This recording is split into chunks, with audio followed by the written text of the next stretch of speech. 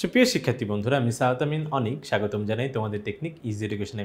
চলে আসলাম তোমাদের সামনে 11 অধ্যায়ে সংক্ষিপ্ত কোশ্চেনের যে 3 রোমান সংখ্যা যে 1 নম্বর কোশ্চেনটা আছে, সেই 1 নম্বর কোশ্চেনটার সমাধান নিয়ে 1 নম্বর না 3 যতগুলো কোশ্চেন আছে সবগুলো কোশ্চেনের সমাধান করব। তো দেখো, প্রথম কোশ্চেনটা যেটা আমাদের বলেছে যে এ একটা বিন্দু দেওয়া আছে, বি একটা বিন্দু দেওয়া আছে, তাহলে এই বিন্দুগামী এবং এ বি রেখার ঢাল কত বলছে। এই বিন্দু দিয়ে যায় এরকম রেখার ঢাল তোমাকে নির্ণয় করতে হবে, ঠিক আছে। তাহলে এখন যদি এই বিন্দু দিয়ে যদি যায় তাহলে সেক্ষেত্রে অবশ্যই কি বলতো, এই সরলরেখাটার উপরেই কিন্তু এই যে এ বিন্দু এবং হচ্ছে বি বিন্দু অবস্থিত। তাহলে এরকম এ বিন্দু এরকম বি বিন্দু, তার মানে যদি একই সরলরেখার যদি দুইটা বিন্দু জানা থাকে তাহলে সেক্ষেত্রে ঢাল নির্ণয়ের সূত্রটা হচ্ছে কি বলতো, ঢাল আমরা হচ্ছে বলি তোমার y2 মাইনাস y1। ঢালকে আমরা m দ্বারা প্রকাশ করি, যদিও এই যে m লিখবো। তারপর কি বলতো, y2 minus y1 divided by x2 minus x1। তার মানে উপরে হবে হচ্ছে কোটিয়ের পার্থক্য আর নিচে হবে কি বলতো, ভুজের পার্থক্য। তাহলে y2 মাইনাস y1 যদি করি -2 -2 -1 -2 আর নিচে কি হয় বলতো, x2 মাইনাস x1। x2 কত, -1 আর -0, -1 আর হচ্ছে -0।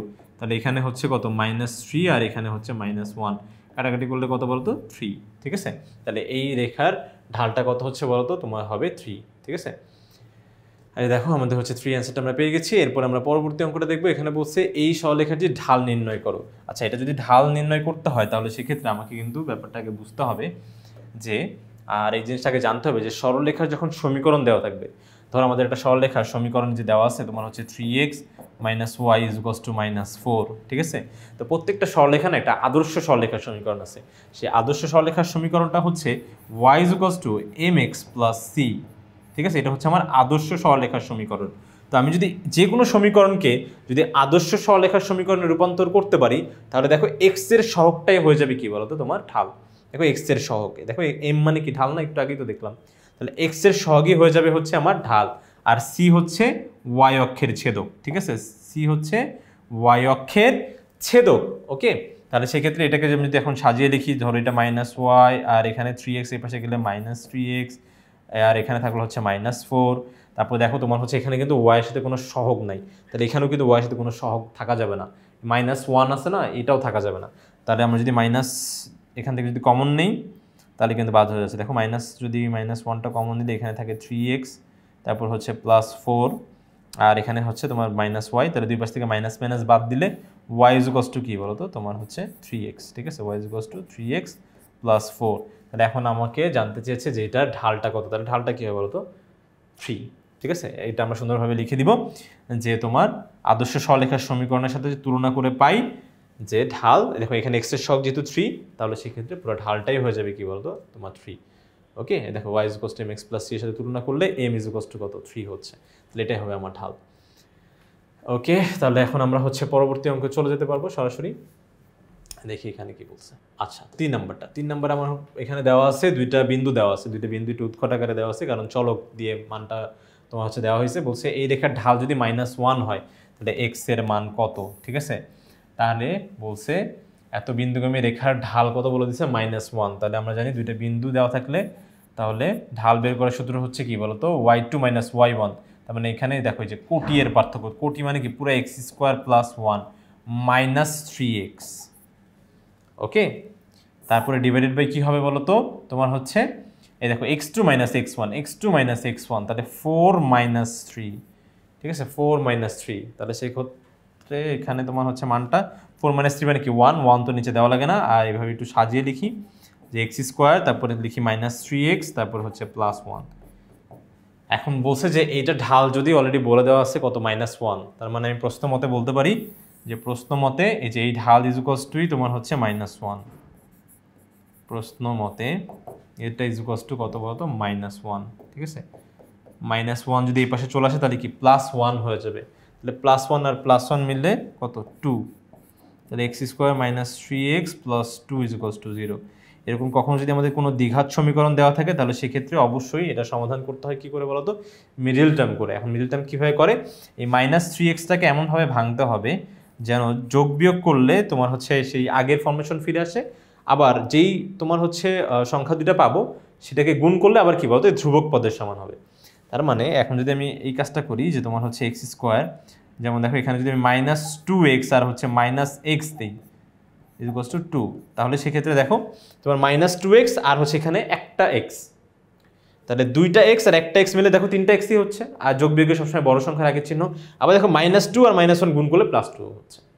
ঠিক আছে, এটাই হচ্ছে আমাদের মেজর টার্মের নিয়মটা কিন্তু। ওকে, তাহলে এখন এখান থেকে যদি আমি কমন নিয়ে নিই তাহলে এখানে হবে x - 2, আর এখান থেকে যদি -1 কমন নিই তাহলে x - 2। ঠিক আছে, তাহলে অঙ্কের পর্যায়ে এসে আমি আবার কি বলতে পারি, x মাইনাস হয় আমার না x - 2, এখানে দুইটা পদের সাথে কিন্তু কমন আছে, দুইটা পদেই কিন্তু আছে, তাহলে x - 2 আমি কমন নিলাম, তাহলে এখানে পড়ে থাকবে শুধু x, আর x - 2 এখানকার x - 2 তো সামনেই, তাহলে এখানে পড়ে থাকবে শুধু -1 ইকুয়ালস টু 0। এবার অঙ্কের এই পর্যায়ে এসে আমি যে কাজটা করতে পারি, যে কোনো একটাকে রেখে, যেমন দুইটাই গুণ আকারে আছে, হয় আমি x - 2টাকে রাখলাম আর হচ্ছে x - 1 ওই পাশে পাঠিয়ে দিলাম, তাহলে 0 সাথে ভাগ হলে ও 0 হয়ে যাবে, তাহলে এটা হবে হচ্ছে কি 0।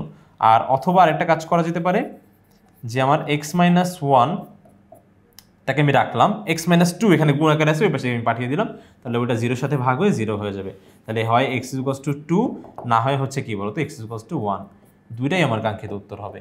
এরকম কোনো বাধ্যবাধকতা নাই যে যে কোনো একটা উত্তর হতে হবে। ঠিক আছে, দেখো সেম ওয়েতে আমি হচ্ছে দেখো x = 1, 2 মান কিন্তু পেয়ে গেছি।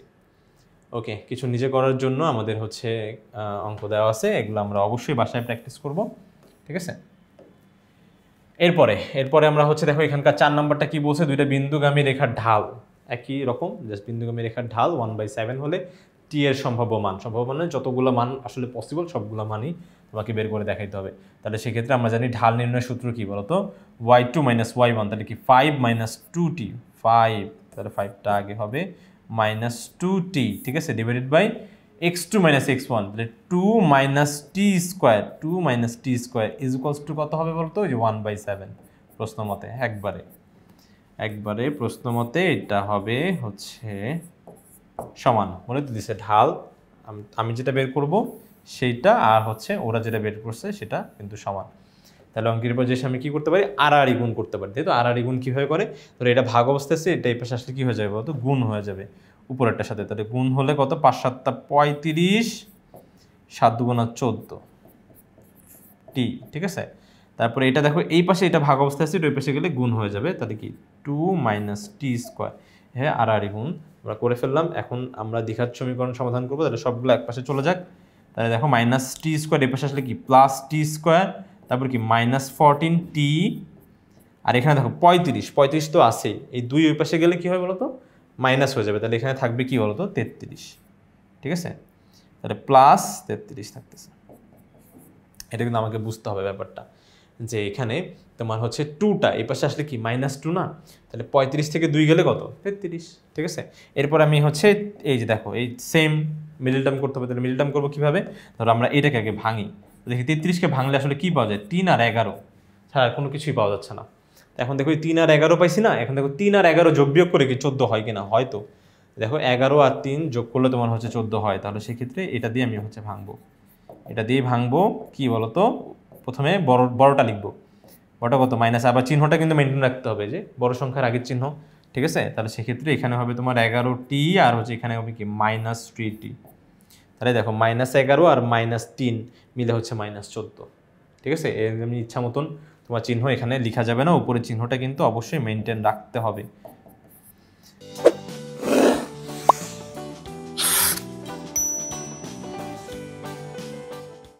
এই যে দেখো তোমার হচ্ছে অঙ্কের এই পর্যায়ে এসে আর কি করা যেতে পারে, এখান থেকে টি কমন নেওয়া যেতে পারে, যে টি যদি কমন নেই তাহলে এখানে হবে হচ্ছে শুধু টি কমন নেওয়া মানে কি বলতো, অ্যাকচুয়ালি ভাগ করা, তাহলে টি দিয়ে টি স্কোয়ারকে টি দিয়ে ভাগ করলে এখানে হয় টি, আর এখানে হবে কি বলতো 11, আর এখানে হচ্ছে -3 কমন নিলাম, তাহলে এখানে পড়ে থাকবে হচ্ছে টি, আর এখানে প্লাসে মাইনাসে মাইনাস, আর হচ্ছে 3 দিয়ে 33কে ভাগ করলে কত হবে বলতো 11